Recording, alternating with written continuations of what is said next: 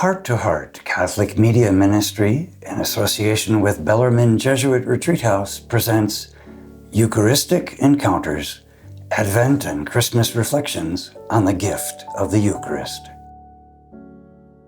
Today's presenter is Lauren Hackman-Brooks. Lauren is an educator and lay minister who has dedicated her career in service of Catholic secondary and higher education. A trained spiritual director and retreat guide, Lauren lives in the Pacific Northwest with her family, where she spends as much time as possible.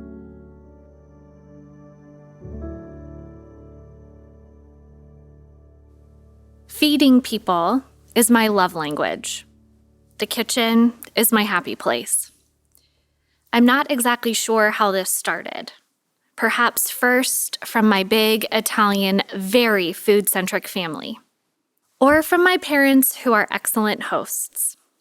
Maybe it is from my fellow post-grad volunteers who taught me to cook from scratch on a very slight budget over 15 years ago. Maybe it is because of my day job of ministry and education is head and heart work. But in the kitchen, I get to use my hands.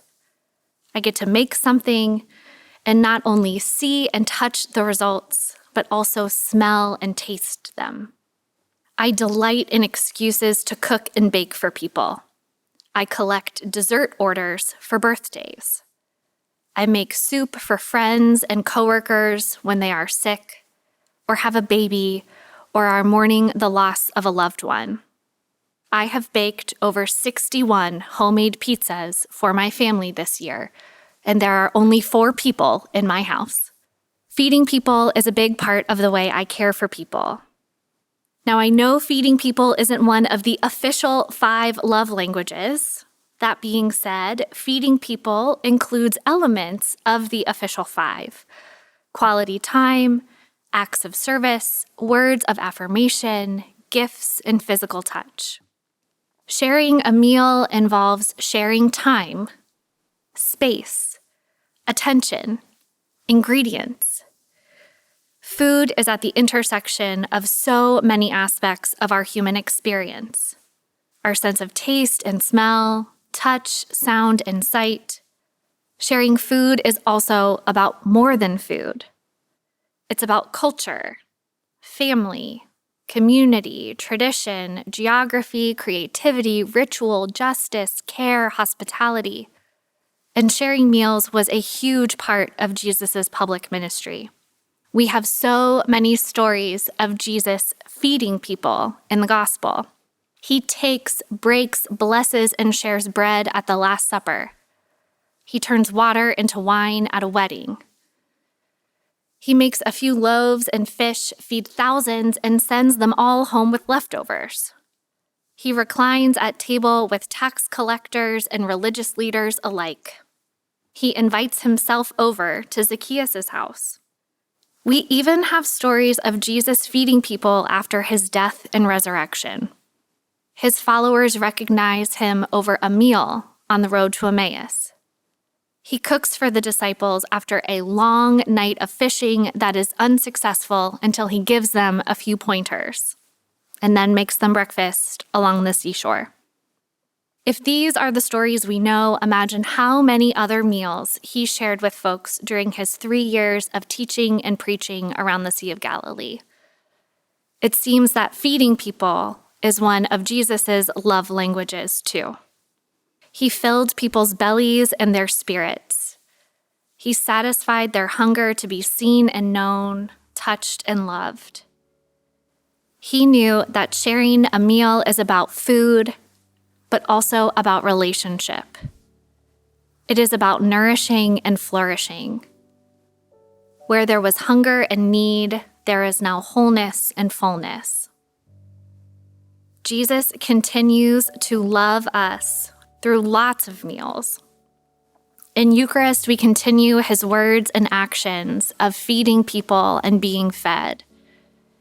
In Eucharist, the bread and wine are not symbolic. Yes, we share a meal, but what is shared is not just food, but Christ's very self. Let's remember Jesus' blessing upon those who hunger and thirst for righteousness and justice. Let's remember that when we feed the hungry, give drink to the thirsty, visit the stranger, clothe the naked, care for the ill, and visit the imprisoned, we do that for Christ. Let's pray that in Eucharist we become what we receive.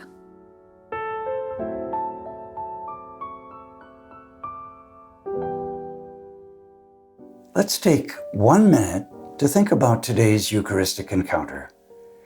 What in this reflection resonates with your own experience of the Eucharist?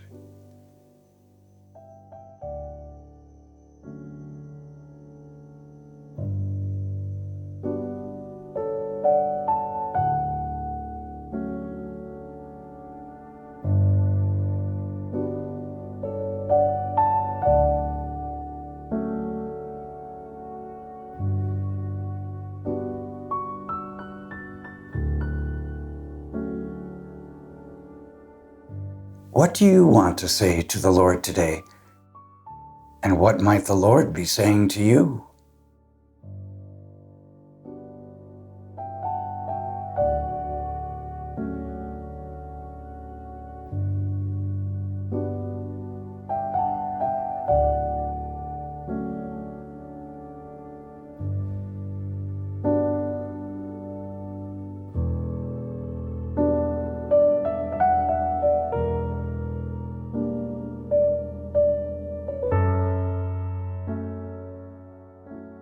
Thanks for listening to today's Eucharistic Encounter with Lauren Hackman-Brooks.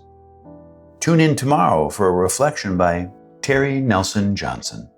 We encourage you to invite your family and friends to experience our Advent series by going to htoh.us/Advent. Our series continues through January 1 with a new Father Michael video each Sunday and an audio reflection each weekday by a new presenter. From all of us here at Heart to Heart, we wish you a blessed Advent season, and may God bless your heart and the hearts of all your loved ones.